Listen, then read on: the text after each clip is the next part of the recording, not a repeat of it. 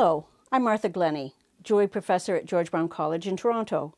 My videos look at different jewelry forms, items. I'm offering tips, tools, and suggestions that work for me. Flat sheets. Well, this is the most difficult polishing challenge you're going to come across, and that's why we're looking at it today. To be able to bring a flat sheet to a mirror finish and have the edges be crisp and the surface smooth is a real challenge. We're going to use some new tools and introduce you to ways to keep that form just as we want it and bring it up to that mirror finish. One of the tools we're going to look at is a felt lap, but first we want to consider sanding. So our sanding setup is much the same as we did back in the video with the brass oval. And we're going to use our sheet of paper flat on a very flat and clean surface, so there's no little bits underneath. And we're simply going to use our piece. Now, you'll be much more effective if you use the whole sheet. See how I'm doing it like this? I often see people and they've got a tiny little corner like this and they're trying to do it. No, that's going to take you forever. Just hold it down and go across. If you're having trouble with your fingers sliding off, because that certainly can happen, here's a little trick. Take a piece of masking tape and just make a little ball and then put that down. And you see, we can pick up our piece, and it doesn't hold it perfectly, but it does hold it well. If you are using wet and dry paper, which is what this is 360 waterproof paper, doing flat sheets is a good opportunity to use them wet, to have it over by your sink and have it wet on top so that it's washing away all of this grit that you see, and you will be cutting more quickly.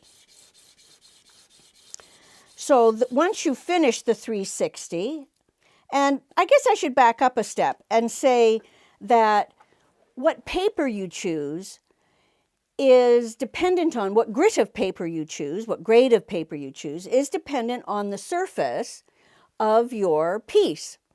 If you have a deep scratch, maybe you start at 220. If your piece is very good, maybe you start at 400. So really, don't do more than you need to, because that's just wasting your time.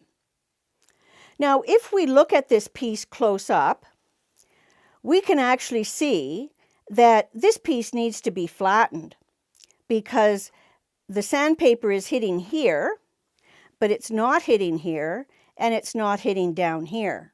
So I would want to take that to my steel block with my mallet and flatten that down so the surface is perfectly flat, and then I don't have to sand quite as much.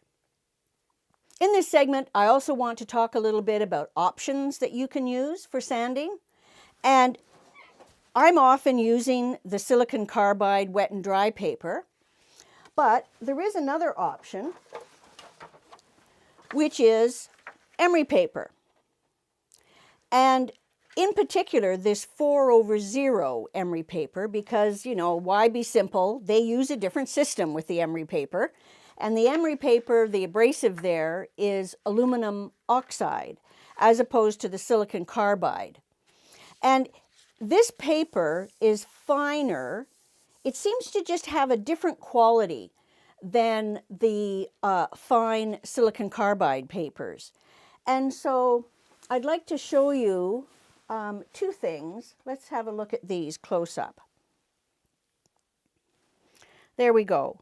This one in my right hand is silicon carbide paper up to 600. And this one, which you can see has quite a reflective surface. This is after the silicon carbide paper. I came to the 4/0, and you can see the surface is quite reflective. I still have 4/0 lines there, so this isn't finished, but I will have to do less when I go to the polishing lathe.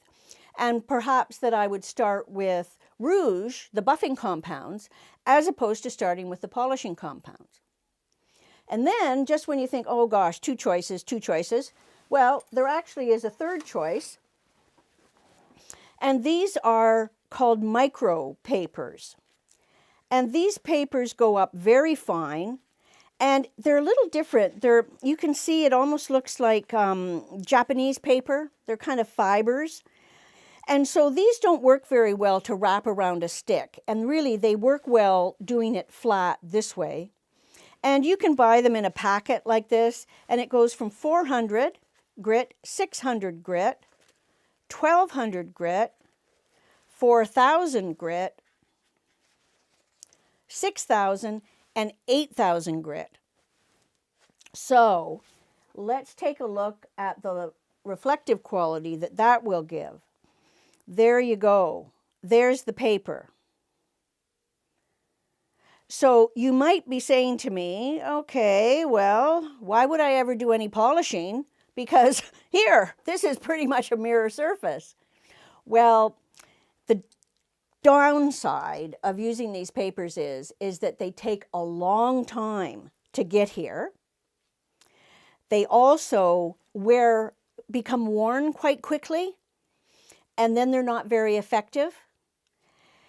So you have to replenish and use new papers, and they are more expensive than our regular paper. So I would like to suggest to you that once you become very good with the felt laps that we're going to look at, our felt laps and polishing compounds, then it will save you time in the long run to use the emery or the silicon carbide papers, go to the wheel laps, felt laps, and then go on and finish your polishing. I do use these papers. In fact, I mean, you can see that these are used. But I tend to use them for smaller pieces, not large surfaces like that, maybe even a surface that has a little roll. So they have their place, but I don't use them for day to day. All right, so let's go back, put these aside, and protect that one. And we're going to think about our paper that, our piece rather, that is the 600 and the 4/0. And we're going to take those to the polishing lathe and try out two different things with them. Because as you continue to polish, you will find that there are many pathways to a mirror finish. And everyone is going to find slightly different ways. And really the important thing is that you achieve that mirror finish that is without flaws and has a smooth surface. That's really our goal. And whether you use this compound or that compound or this wheel or that wheel, really you're going to discover your own ways to get there. And I'm really here to offer you some suggestions that work for me and offer a few options. So I'm going to put these aside because before we go to the lathe, I want to talk about felt laps.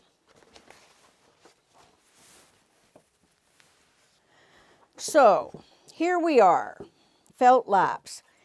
To begin with, you'll notice that these two look quite different than these two. And that's because these have been used more. They have more compound on them. They've just been worn in a bit more. But these, and you can also quickly see that they come in different diameters. We've got 3 different diameters represented here.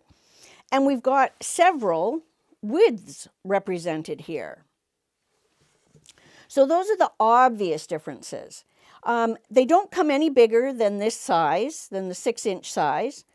And you want to think about that diameter because the bigger the diameter, the faster the wheel goes on the outside edge, and therefore the more work it does. So that makes a lot of sense to use a bigger one all the time. But the the trick is, the downside is that your work also gets a lot hotter. So this is more effective. It will cut more quickly. Your piece gets hotter for your hand as well. The thing that isn't quite so noticeable here, actually, I'm just going to go back a step. And that's to say that we don't always need a big diameter because of our size of our piece. You can see that that fits on there quite well. Whereas something that was bigger, we might actually need this. But this is going to work on this surface quite well. So sometimes the diameter is dependent on what you're actually polishing. Okay, so I talked about that they come in different diameter, they come in different widths.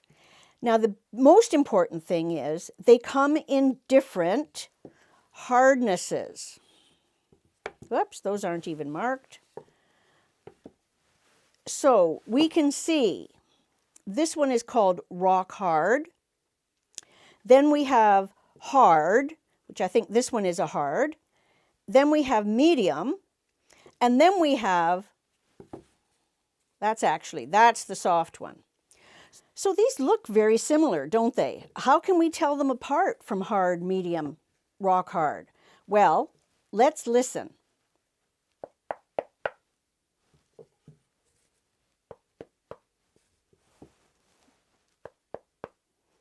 For sure, you can always tell the rock hard. And if you try to flex them, you can feel a real difference. So, why is it important? Who cares? Well, if you're doing flat sheet, you do care. Because the softer the buff, the more the piece will press on the corners and polish on the corners, but not polish in the center. So you can keep going, you can keep pressing that, but it takes a very long time for it to reach the middle. By that time, these corners are all polished over and rounded. Not at all what we're looking for. So for flat sheets, and particularly of something of this size, we definitely want to use the rock hard lap. Smaller pieces, the smaller it is, or doing ring edges, for instance, this kind of a softer lap would be absolutely perfect. But the bigger the surface area, the harder you want to go. So I'm sure you're anxious at this point to see these laps in action. And how do we use them? Because, wow, we're going to use the side of this lap, not the front of it, like we do the wheel buffs. So let's head over to the lathe and take a good look.